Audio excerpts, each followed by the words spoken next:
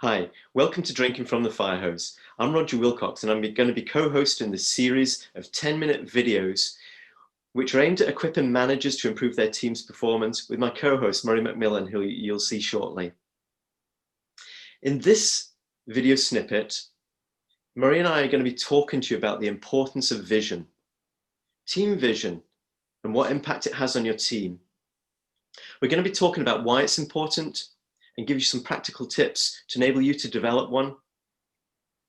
At the end of the video, there's an activation, and it's going to enable you to immediately put into practice what you've heard. So, what's the goal and why? The purpose of a vision is to connect everyone with the shared mental picture of the future, a desired future state that you want to get to. And it's to enable everyone to see the role that they have and to understand how they contribute towards achieving it. Why is the vision important? It gives you that mental picture. It helps you visualize where you want to get to. It's very powerful. It helps pull you towards that end state. And when you're at this state here, you can really work together as a team and understand that's exactly where you're trying to get to. It enthuses people, it motivates them, and they can see how their contribution can make a difference. One of the good things about a vision, it ignites our passions. Even as you've maybe heard a lot about net zero at the moment, it ignites our passions, it enthuses us to do something more than we're currently able to do. It also helps us in the midst of setbacks to kind of step over those and keep going, so it motivates us. So over to Murray at this point. Yeah, thanks, Roger. Actually got a little story to share with this, which I think highlights some of the points as well. Because I guess the next part for me is it ought to, it should unify individuals and helps break down the silos. So my story is one I've heard many times over the years. I'm not 100% sure if it's true, but it's a fabulous story. So it goes back to NASA, NASA and the Apollo space missions. And this was, JFK obviously set out this vision of putting a man in the moon. And he was a huge fan, obviously, of the whole sort of voyage that was going on. So for one of his regular visits down to Houston to check in on how things were going, he came across a janitor with a broom in just one of the open areas. And he said to the guy, "So what's your role here?" And the response blew him away. The janitor's response was, "I'm here to put a man on the moon." And I've always found that such an inspiring story, as I'm not 100% sure it's true, but it's a great story. And I think if you can get that level of passion and engagement into your team, it's a very, very powerful thing. So regardless of your role within an organization, how big or how small a cog you are in that particular machine, if you believe you're a key part of delivering that, that is extremely powerful.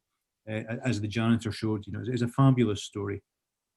So I think it helps unify people, breaks down the barriers of different levels of the organization, and it ought to also helps it land what the short and the long-term goals are.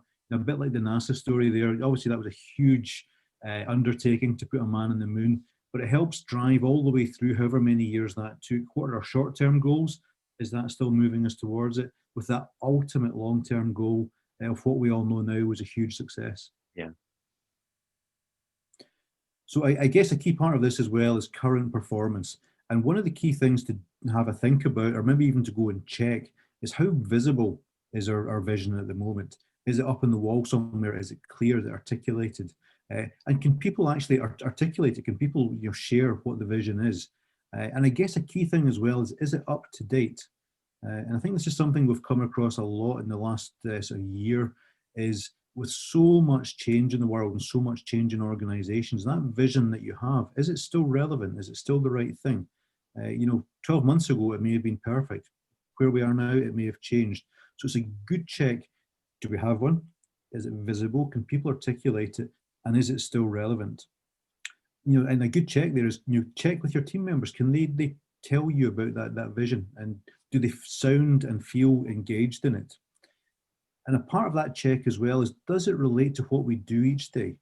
Does it relate to our daily activities and our weekly activities?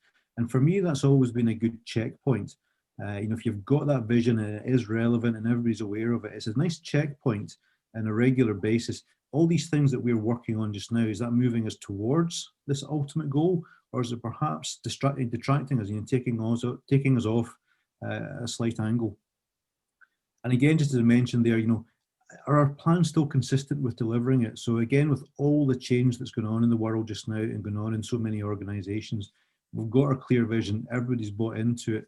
Are the things that we're undertaking day in, day out, and our sort of longer term plans, is that still relevant to driving us towards that ultimate goal? And talking of goals, I guess, Roger, back over to you. How do we achieve this goal? Yeah, that's a really good question. The first thing is to create a visual team vision. You often say a picture is worth 1,000 words. And so that's what we're aiming to get to, is something that's visual, that everybody has contributed towards it, that they understand their part in it as well. What I always say is the way to do that is start to identify what you want to leave behind, what you want to keep, what you want to add to it. And so, for example, some visions I've seen, we've had people draw things very nicely, but pretty much a stickman. And the kind of things I've seen, for example, in one place I saw two teams and they weren't getting on together, and they drew a fence line. And then on one side of the fence, they drew one team. On one side of the fence, they drew the other team. And there was a big barrier, obviously, between them. They wanted to break down the barriers. And so somebody had drawn a little picture with somebody with a hammer starting to break down the wall. And it was very reminiscent of breaking down the Berlin Wall.